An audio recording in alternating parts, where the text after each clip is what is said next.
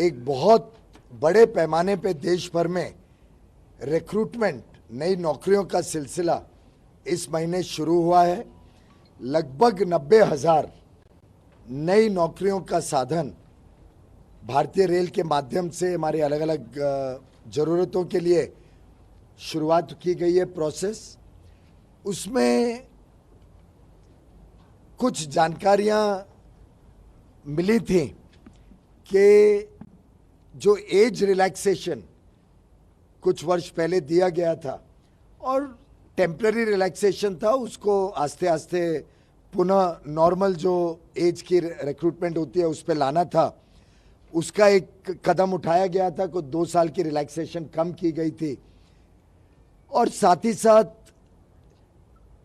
सोचा गया कि आईटीआई या एनसीटीवीटी का क्वालिफिकेशन भी जोड़ा जाए कुछ भर्तियों में, कुछ आइटम्स में, कुछ जॉब वैकेंसीज में।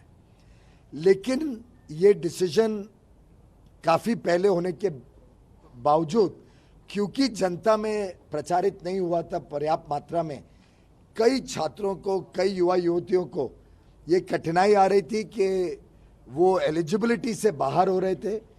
कुछ लोग एज की एलिजिबिलिटी से, कुछ लोग आईटीआई या नेशनल अप्रेंटिसशिप सर्टिफिकेट ना होने के कारण एलिजिबल नहीं हो रहे थे। और मुझे जब कुछ नेताओं ने, खास तौर पे माननीय श्री सुशील मोदी जी ने और श्री रविशंकर प्रसाद जी ने, रामकृपाल यादव जी ने मेरे साथ चर्चा की और मेरा ध्यान आकर्षित किया इस बात को, तो मुझे ध्यान आया कि ये कुछ मात्रा में अनफेयर है। पहले से जानकारी मिल जाती तो शायद ये बच्चे उस हिसाब से अपनी तैयारी करते, पहले से आईटीआई एनएससी सर्टिफिकेट को लेते।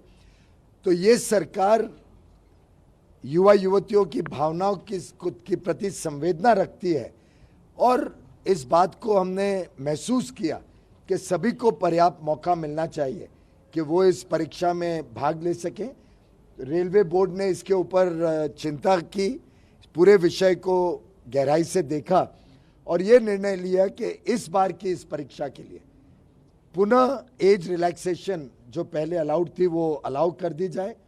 साथ ही साथ 10वीं कक्षा जो पहले एजुकेशनल क्वालिफिकेशन थी, वो 10वीं कक्षा ही अब एडिक्वेट क्वालिफिकेशन होगी, या 10वीं कक्षा या आईटीआई या एनसीटीवीटी का एनएससी सर्टिफिकेट। तीनों में से कोई एक चीज भी अगर हो तो व्यक्ति क्वालिफाई करेगा नौकरी के लिए अप्लाई करने के लिए।